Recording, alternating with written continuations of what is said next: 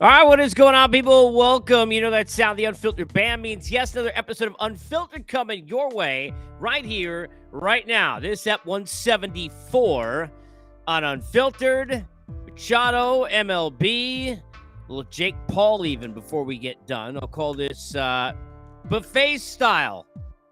On episode 174, you always could jump on board, be first to the buffet table here on the Unfiltered Revolution, and thank you, Unfiltered Band, by getting in the Twitter at Casey Stern. Get up into the bio, get on the YouTube channel, and jump in and subscribe and like and watch all and share, of course, all the videos and all the interviews and conversations and guests and more from Major League Baseball, NBA, hockey, football, MMA, you name it, we got it.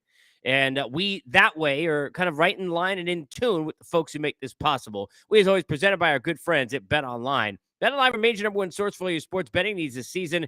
Everything from pro and college basketball, UFC, MMA, and more. Always get the latest odds, team matchup info, player news, and game trends over at Bet Online. Live betting options, free contests, live scores, almost any game, any sport imaginable. Bet Online truly is the fastest, easiest way to bet all your favorite sports leagues and events. It's easy. People, head over to the website today. Use your mobile device to join. Receive your 50% welcome bonus with your first deposit. Make sure to use the promo code BELIEVE, BLEAV, to receive your rewards. It's betonline.ag. That's betonline.ag, where the game starts as we get started here. A couple programming notes, if you will. If you have not jumped in, and please do. You can see right there in the video. Get on board the Unfiltered Revolution at Casey Stern. Want to see you there and connect with me. And one of the things you would have seen is I tweeted out that a Believe teammate and an all-around good dude, my guy, Shukri Wrights, who's got a really good podcast, talks a lot about sports and baseball and hockey and a lot of all things Boston and sports, but also about life. We had a two-part conversation you could find on my Twitter. You can get on YouTube here, on his YouTube as well. And you can get on Apple, Spotify, everywhere you get your podcasts, on his podcast, where we talked a lot about baseball and the pitch clock and all that stuff, but we also talked about life. And that's something I've been talking about a lot over the last, really over the last year. And that is the importance for us and people who are involved, us in sports, and people who are involved in this thing where people come in for whatever reason to me to, either love, hate, or somewhere in between what I'm saying about baseball or basketball, whatever it might be. And for people to understand that there's a lot more that's important than sports, right? You got families, you got kids, you got loved ones, you got life, you got friends. And in all of that, you're going to meet plenty of people, especially, I think, and this is not at all to be chauvinistic, it's almost the reverse of that. Just to be honest and to say that, hey, look, if you're a guy in today's day and age in 2023, especially if you're in the athlete world, especially if you're in the public eye, you're afraid to be honest and say you're fallible. You're afraid to be honest and say you're vulnerable. You're afraid to be honest and say you're a human. We're not allowed to be that. Now, nobody allowed to be that in certain ways, so please understand. But if you're sitting there and you're a guy, and this is hard to explain, and it's wrong, it ain't right? But you are built in a way that you are told that you are weak if you show emotion. You are weak if you have vulnerability. You're weak if you got issues. You're weak if you got things you got to go through. You're weak if you go through things we all go through. Now, it's a lot easier for somebody like me or any, male or female in their own personal life when it's not on a platform, when you're not an athlete, when you're not in the public eye. But it's hard no matter who you are. It's not easy. And especially if you're a guy, because let me tell you something, people, and I've been honest about this, and I talked about, a lot of different things on his podcast, but I've talked about this on mine too. I got no problem telling you, I've had the people I care about most literally point down and laugh at me and talk down to me and tell me that my tears mean I'm weak. That my tears mean I'm pathetic. That my tears mean I'm useless. They could do whatever they want to me, but if I react and get upset, if it makes me sad, then I'm the weak one. And you know what? Because especially, I'm looking you in the eye here, especially because guys, right, are no, we can't. Who are you going to tell, right? Nobody going to listen to you, and then it's like there's an embarrassed factor that comes in there, this quotient of like, I can't say anything because then it means I'm weak. This is how people treat you when you get sad, when you get emotional, when you have things go on. Point being, we got to normalize all that. This isn't a conversation that needs to be on Dr. Phil. This isn't a conversation that needs some 5-part series. And a conversation needs a Lightbod series. It's a conversation that people should be able to have every day, whether those people are male or female, whether they're old or young, whether they're policemen, firewomen, and men, whether they're congressmen and women, or whether they're just somebody who's sitting there, working at the local bank, or somebody who's a crossing guard. It doesn't matter who the hell they are or where they're from or what their age is or what their background or the gender is. If you are a human being, you're allowed to have emotions. If you've been treated like garbage, you're allowed to be sad. That's just the way it is, right? We got to normalize some of that. So definitely check out that podcast if you so choose. In the meantime, I want to get into a few things here and kind of hit a bunch on this 174. Number one, Manny Machado with the 350, and with the extension. I got to give Manny Machado a lot of credit because here's the thing, right? Manny Machado always been a great player. Manny Machado, when he was the only dude on the Orioles, right, a long way back in the Wayback Machine, Manny Machado always been a great talent. When he was a shortstop, he was a great talent. Move over to third base, he's been a great talent. When he was in Baltimore, when he was in L.A., when he's now in San Diego, great talent, great talent, great talent. But talent never been the question for Manny Machado. Manny Machado's questions have been more based on, do you have the mentality to be great? Your talent is great, but do you have the mentality to be great? Are you going to be one of the greats? Or are you just going to be a great talent? And there's a difference. And for a long time with Manny Machado, we didn't know. We didn't know in Baltimore because then we said, well, it's in Baltimore and who knows? And, big fish, small pond. And then he went to L.A. and we're stepping on first baseman. And maybe we're not giving the effort, or maybe we're complaining about being injured when we're not, or all sorts of things. And maybe we're not coming through when we're supposed to, albeit he hit a huge home run in that series. I remember off the top of my head, was it game 6 against, or was it even in game 7 against the Brewers? Right? So, but we getting on him, and a lot of that was self-inflicted, and a lot of it was deserved. In a lot of the cases, we sat there and we said, well, wait a minute. I don't know I know Manny Machado talented. I don't know who Manny Machado is. I don't know what he wants to be. And right or wrong, and most of the time it's wrong, we sit here in the media and as fans, and we then go ahead and we decide what you are. We decide, are you going to be legitimized beyond what your talent is? And the back of the baseball card says, and we don't legitimize Manny Machado because of X, Y, and Z, right? Well, something happened on the way to the forum, as the saying goes. And that something was pinworm, or pinworm in quotes, because the Fernando Tatis Jr. thing, to me, forget about signing to San Diego, where I laughed at the time being on the air on Sirius XM when people said, Manny Machado doesn't want to win. Manny Machado don't care about winning. Manny Machado doesn't want to win. He signed with the Padres. And I remember saying to people, and this before we knew all the moves San Diego's made since, before all the money that they have spent since, I remember saying to people, you ever been to San Diego? Have you ever been to San Diego? There is no winning that's a level of winning greater than getting paid $300 million to play a sport in San Diego.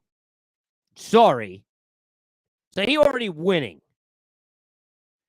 But he's become a winner, or always was, and it never got to show it, or always was, but had some mishaps that went the other way. Regardless, there's not a question now. Something happened when Tatis Jr. went down that Manny Machado just took on this extra thing. And I think it's a combination of that and Juan Soto coming in, because it's Fernando Tatis Jr. Suddenly you're not the guy. He better than you. He younger than you, right? He's a bigger star than you, right? Then there's Juan Soto coming in. He better than you. He younger than you. He a bigger star than you, right? He coming in to save everything, right? I think Manny Machado kind of looked at that as a challenge and stepped up, but not just the play and the MVP caliber play, but I think stepped up everything about the way he is. And he became a leader, and it showed. And I don't know how much he would say this or admit this, how much is us reading into it, me reading into it now. But to me, we watched the growth of a leader last year, and good for you. absolutely applause for sure and deserved. Great talent, but now a winner and a guy who's an all-around great player, seems to be a great teammate, and now we're talking. Now we're elevated, and now we can't let you go out the free agency, and certainly we know the Padres can back the truck up. Tried to do so for Judge for $400 million, paid Machado, paid Xander Bogaerts, who I love to death, but he went from a criminally underrated player to a criminally overpaid player, $80 million, right?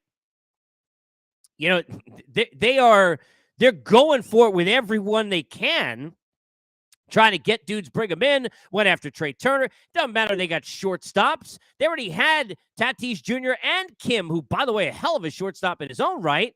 And he's still going after Turner and then got Bogaerts. Doesn't matter. But they could have easily said, hey, look, we'll let Machado walk. We'll slide Bogaerts over to third. Kim could certainly play there. Tatis Jr. could play there. We still got a third baseman and a shortstop. What the hell do we care? And then we'll just go after Ohtani or whoever else. They could have done that, but they didn't. And kudos to A.J. Preller. Kudos first and foremost to that ownership that has gotten behind this organization. I don't know if it's going to net him a championship. I don't know if it's going to net him a division title, even though right now they are poised to me to be clearly right there in the mix and maybe actually a more talented team for the first time than the Dodgers. Everybody talking about arms races and cutting gaps and all this stuff last couple of years. I ain't having none of that. But right now, they may be the more talented team than Los Angeles, who lost the law firm of Turner in Trey and in Justin, who still got injuries and things to deal with, and an older version of Kershaw, and younger players they need to rely on more like Lux. And I don't know what I'm getting out of some of that with the Dodgers. So for me, right now, San Diego looking pretty. And they also not done. And they're ready to spend and they're ready to win. We always talk about all the Steve Cohen money, like he's ruined Earth because of it. Padres ready to spend money too, okay? Let's be fair. So kudos to them. And kudos to Manny Machado. He deserves it. Deserves it. Good for him. And I think we don't do this in the media and we don't do this in the world. You know, we got receipts on everybody. When people grow and they go ahead and they do the right things, or they go ahead and they start to say the right things, or they go ahead, we wait till it's too late. We waited till Kobe Bryant had died until we talked about all the things he'd done to kind of repair some of the things he had not done or done wrong in his life. This is what we do in sports. This is what we do in 2023 because, to be honest, people, most of us suck in 2023, right? Just who we are. This social media world a killer. It ain't good. But to me, we don't do enough of this. And in this sport, we don't do enough of this, right? With David Price, we wait till he gets $30 million and ends up a reliever who can't really pitch or missed out in a COVID season we wanted him to throw because of money or whatever. And we got on him for all the times he failed. But nobody, when he came in and was throwing out a relief for the Red Sox and then turning back and being a starter and giving you the performance both in the back end and the front end that Chris Sale wasn't giving you that time and Kimbrel couldn't do that time, and he that dude, we're not giving him that due, right? We didn't turn around and say, oh, you know, I watched Kyle Lowry in a finals run that I covered with Turner sit there and go. Everybody was like, Kyle Lowry, he not a star. Kyle Lowry, he not a leader. Kyle Lowry, well, what is he? He's not that good. Then he's leading the team to a championship. Can we give the guy some love? Manny Machado deserves it. Give it to him. Give him his flowers. Deserves it. A lot of people give him the pitch clock flowers, and they should. Pitch clock deserves it, too. I joked today, I'd like to see it in my kids' carpool line. I think it would be great at the DMV. I'm looking for things we can then attribute and pass the pitch clock onto. Give me pitch clock everywhere. Give me pitch clock everywhere except at the dinner table or in bed. Give me pitch clock, pitch clock, pitch clock. Everywhere except dinner table and in bed. Or any table with food. Or any bed. All right? Give me pitch clock. We need all this shorter. And the pace is quicker. Now, I love the people that are these baseball purists that are sitting there and saying, well, I don't like it. It's ruining the game, right? Yet the game when they grew up was being played much shorter. Did they not pay attention? The game when they grew up was being played at more of this pace. They didn't need a clock then. You want to get on that, you can. Their athletes then didn't need it. You want to get on that, you can. But these athletes do, clearly to advance and go backwards and to go forwards in terms of pace, but the time is more like what you grew up with than not. So how are you telling me? So other than the clock, which, by the way, aesthetically I don't like either, what are you telling me? Then I got people telling me, well, it ruined the game. It ended the game with the Red Sox. And, you know, we got, 2 situations I saw with Hunter Green. He had 2 violations today, and there are violations everywhere. Manny Machado, aforementioned, got a strike to begin a count. We got people getting out. Well, guess what? Rather that now, the whole point is for that to happen now so it doesn't happen in September. Now, I'm not going to tell you April because it's going to happen in April, especially with the WBC and this disjointed nature. It ain't going to be enough for all this to get through. And all of a sudden we sit there April 4, 5, whatever it is, and it's all roses and Hallmark cards because it ain't going to be that way. All right? It's going to take some time. But by the middle of the season, you're going to be there. And if this lasts for 50 years, no one's going to be sitting there and saying, geez, I wish I had those 3 months back where 6 or 7 dodos didn't get it by then. It's going to happen. But don't give me, the first day of spring training, we realize that, I love these over-aggressive tweets. Like, to me, I love the Seinfeld episode where they're at the Chinese restaurant. Right? Right? And he's sitting there and they're waiting for a table. And the whole episode, they're waiting for the table.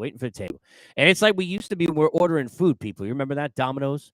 Yeah, within 30 minutes, right? You'd be ordering that local pizza and you call up that dude and you're like, man, I got 3 kids here. And you're like 12 calling. But I got 3 kids here.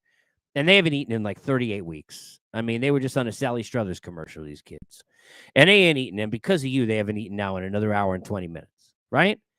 And people will be, I'm so sorry. Here's a free pie. And, they freak out. And we just left. And are you sure you're on your way? And how long until? Then you call back. Well, you said you're on your way 20 minutes ago. Well, now it doesn't work that way because now we got receipts. And now DoorDash saying to you, well, to be honest, use a TV term, the total running time is 17 minutes, sir, because you ordered at 8:15 and it's only 8:32.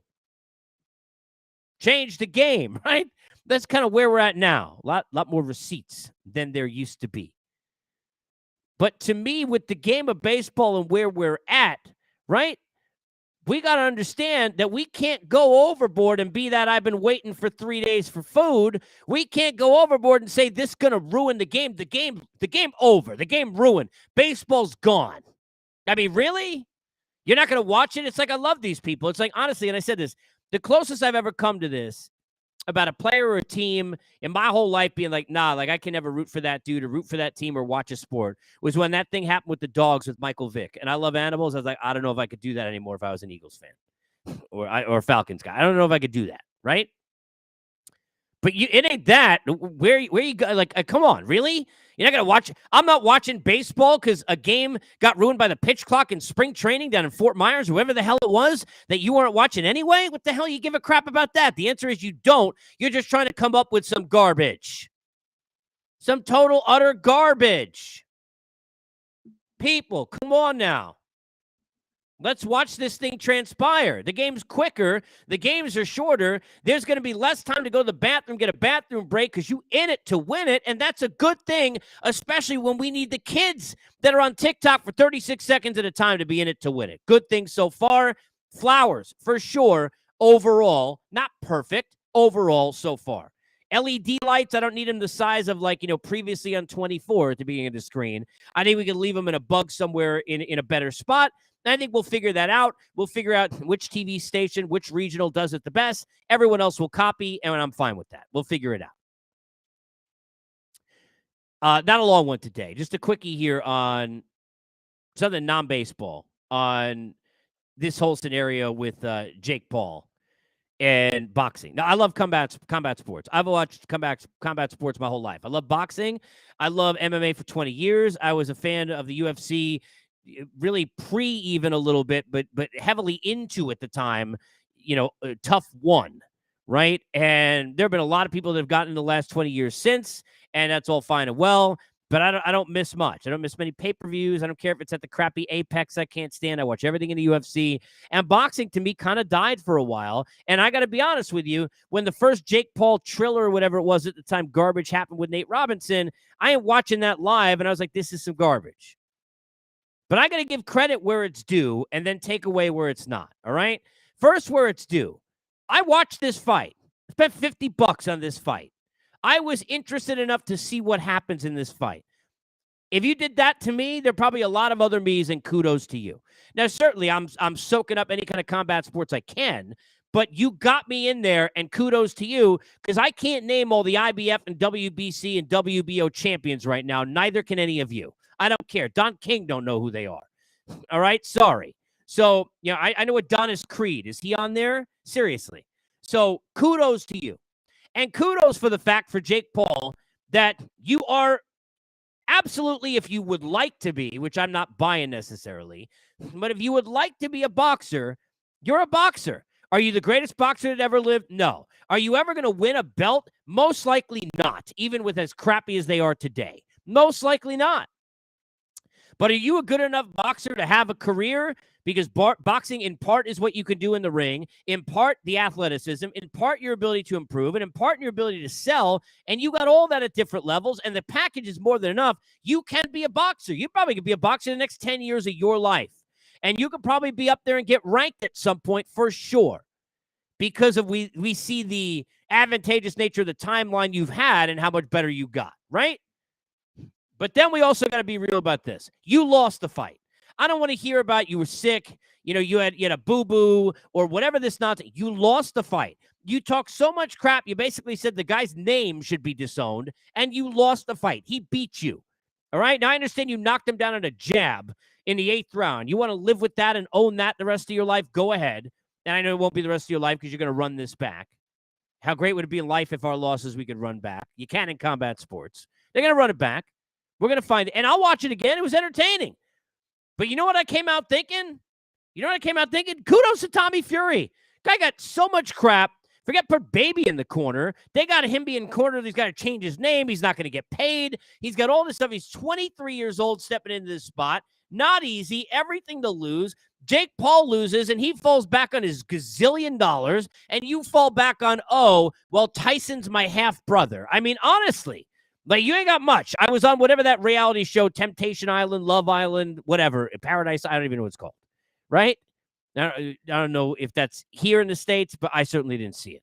Didn't come up with all the Megan photos when I go on Peacock or, I know by the movies Menu. Is that Netflix? I don't know. You're the ones that are in front. It's not coming up there. British Baking Show, I can get that. But nobody even care who you are outside of Tyson's brother, and your dad's accent is amazing, and I love him. That's it. That's what you got. So all that pressure, kudos to you. I thought you boxed pretty well. I thought you looked better than Jake Paul. I thought you outboxed Jake Paul. I thought your power. Look, I don't think you're winning a championship either, and you're certainly not your brother, and that's okay. But I thought you looked like you had more power than Jake Paul for all the overhand right nonsense. To me, it looked like your shots overall more powerful too. Kudos to you. That's hard. That's hard being in that spot. Go up against the world and do that. So kudos to you. But I watched the fight. You got my $50. Sure, a lot of other 50s elsewhere, right? So, you did something right. Is it John Jones' return, Cyril Gahn? No. That'll be up next. We'll talk about that, among other things, on other Unfiltereds to come. Whether it be life, whether it be sports, come here and just be yourself. End of the day, people going to crap on you in this world and in this life. They're going to crap on you if you are honest with them. They're going to crap on you if you are honest about yourself, to yourself, and with yourself. But the best thing you could do is stand up and move forward. Take it from somebody who has been pooped on PG Family Show plenty in his life. And I'm still here, and so are you. And we are here on Unfiltered because we are presented and brought to you by our good friends at BetOnline.